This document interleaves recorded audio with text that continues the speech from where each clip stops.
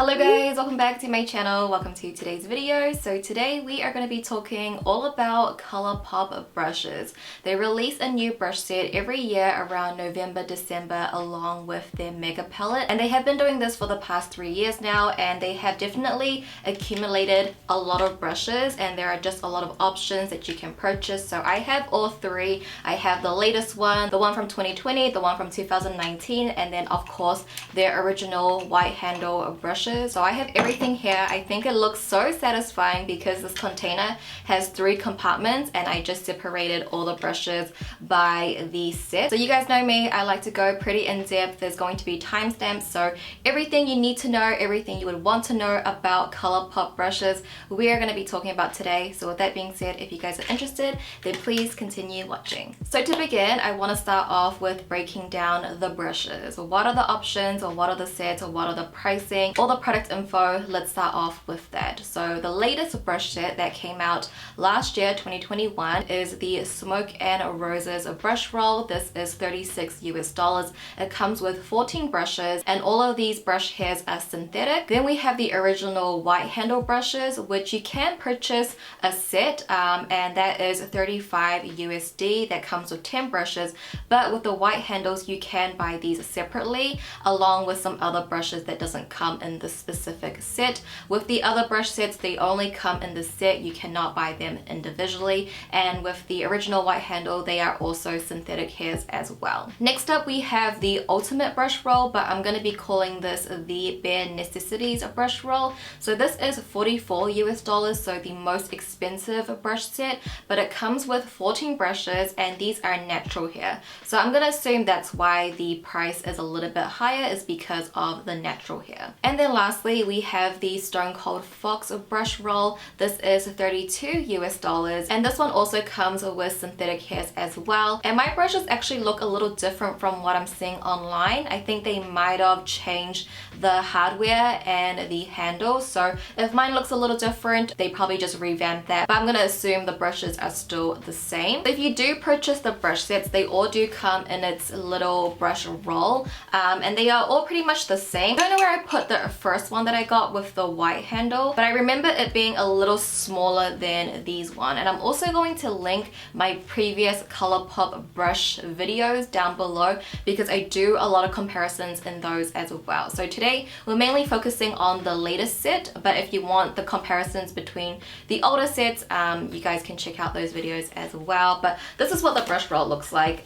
This is the latest one. It's the pink one, just has a string, has a little flap, you can put it all in there, good for traveling. They're all pretty much the same. The bare necessity ones just has a bit of texture similar to the bare necessities palette, but yeah, these are the brush rolls, really cute. So here are all 3 brush roll sets here. I'm going to talk about these sets mostly. I will compare it to some of the white handle, but we're mainly going to be focusing on these 3 since this is the theme that they have been doing for the past 3 years. Every year they're going to release a new brush roll. So if you guys are new to ColourPop, the first one they came out with was the bare necessities after the original white handle. So these you can buy individually like I mentioned, and these were actually like pretty much all new brushes. And then we have Stone Cold Fox, and now we have Smoke and Roses. The Smoke and Roses, all of these brushes are not new. A lot of them already exist, whether they exist in the Stone Cold Fox set or the bare necessity set or in the white handle set,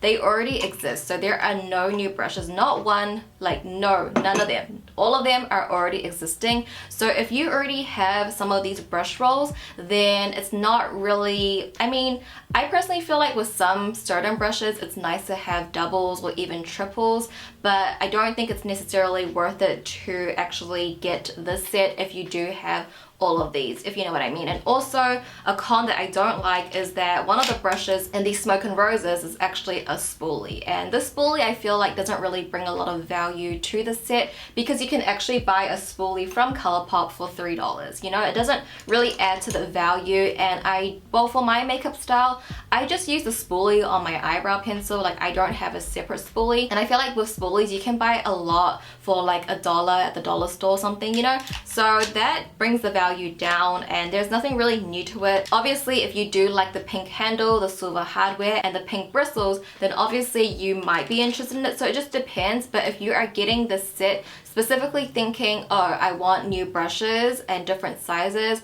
then nothing new. They already exist. I don't know if they really announce that when they are releasing it.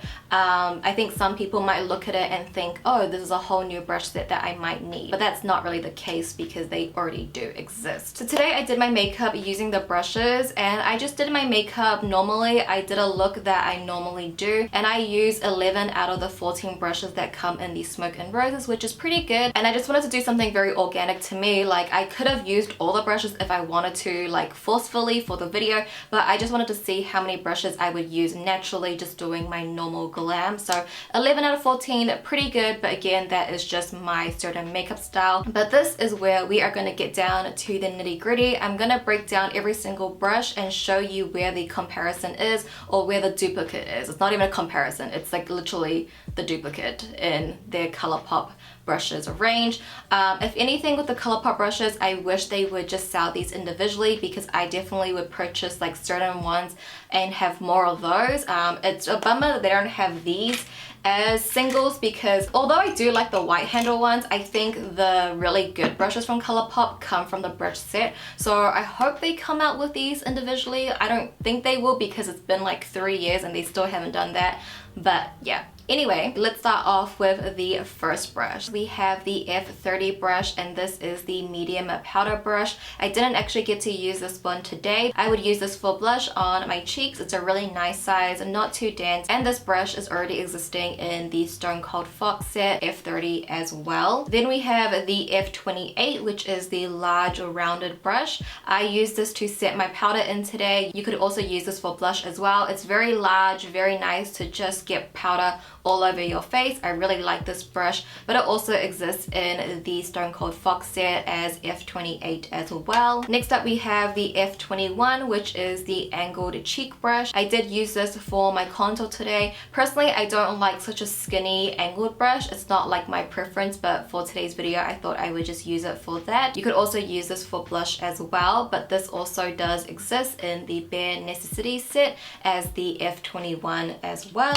And then we have the F9 brush, which is the small dual fiber face brush. I use this today for my blush, and I really love it for that. I actually used to use stippling brushes for my blush back in the day when I first started doing my makeup, so that brought back memory and I love it. So I think this is going to be my new blush brush.